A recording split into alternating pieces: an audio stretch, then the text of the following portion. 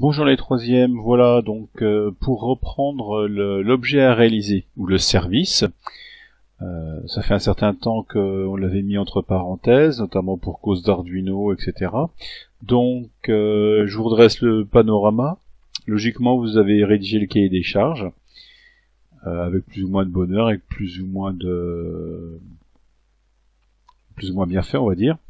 Le but du jeu c'est de se remettre dans l'idée que si un objet existe, c'est parce qu'il y a un besoin. Donc vous, comme vous devez créer un objet, vous devez vérifier si le besoin existe réellement. En général, vous êtes parti d'une idée, alors qui est souvent découlée d'un besoin, parce que quand vous avez eu l'idée d'un objet, c'est que vous avez sûrement constaté qu'il vous manquait quelque chose, parce que c'est ça le besoin. Le besoin, c'est un sentiment de manque ou d'insatisfaction. Donc le besoin, vous l'avez ressenti, vous avez eu l'idée, ou l'idée et le besoin, c'est entremêlé souvent. Une entreprise, elle vérifiera avant de le produire, avant de le dessiner, avant même le cahier des charges, elle vérifiera bien qu'il y a éventuellement un marché. Puisque le but, ça va être de vendre ce produit, donc bien vérifier que le besoin existe auprès de clients potentiels, ce qu'on appelle, donc c'est ce qu'on appelle l'étude de marché, qui peut se faire par une étude de la concurrence. On regarde ce que font les autres, à quel prix, et puis on peut faire un questionnaire aussi éventuellement. Comme ça on vérifie bien que le besoin existe vraiment. Ensuite, une fois qu'on est à peu près d'accord sur qu'il y a quelque chose à faire, on peut se lancer dans le cahier des charges. Le cahier des charges, il existe donc sous une forme de texte dans un premier temps. Je voudrais que mon objet fasse ça, ci et ça. Et puis bien penser aux contraintes aussi, parce que ce sont deux mots essentiels. Fonction, c'est ce que devra faire l'objet, et contrainte, c'est ce à quoi il devra se plier. Une fois que c'est fait sous forme de texte, on peut le décliner sous forme d'un tableau, où vous avez dans la première colonne repère, la deuxième colonne désignation. On précise un peu sous forme d'un petit texte ce que c'est que la fonction ou la contrainte. Après, on va demander un critère, un niveau, et éventuellement une tolérance. Le critère, pour la contrainte la plus évidente qu'on a tous, ça va être le critère du prix. Donc ça va être dans la désignation. En critère, ça va être les euros.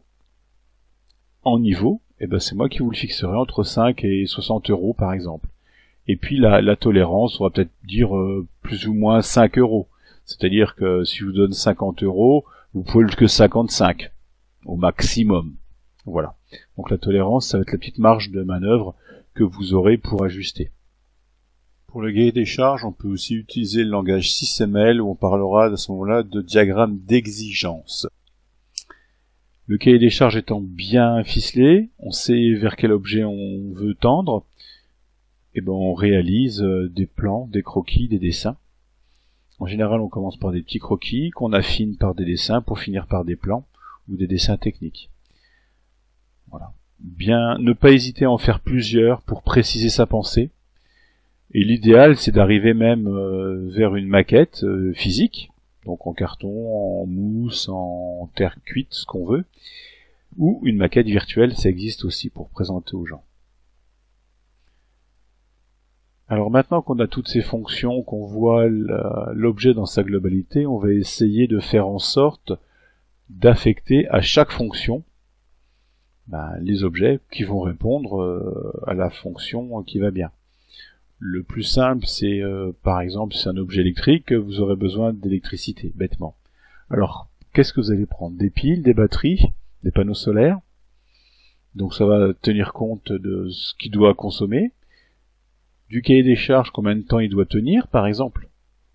Et puis, par exemple, du poids ou de la masse, en fonction de s'il est transportable ou pas, ce qui est dit dans le cahier des charges.